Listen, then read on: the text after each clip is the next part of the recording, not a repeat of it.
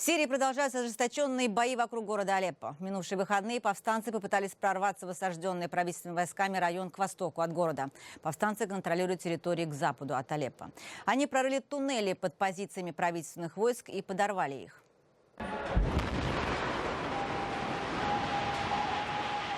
Правительственные войска взяли в окружение несколько районов Алеппо месяц назад для того, чтобы подавить сопротивление и установить контроль над городом. Сейчас в окружении находится около 250 тысяч человек, у которых нет доступа к продовольствию, воде и медикаментам. Сирийская армия наступает при поддержке российской авиации. Сверху на жителей Алеппо падают бомбы. С земли по жилым кварталам работает тяжелая артиллерия.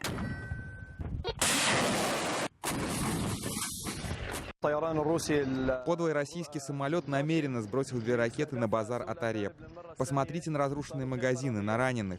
9 человек погибли. Есть жертвы, имена которых мы определить не можем, потому что их тела изувечены до неузнаваемости.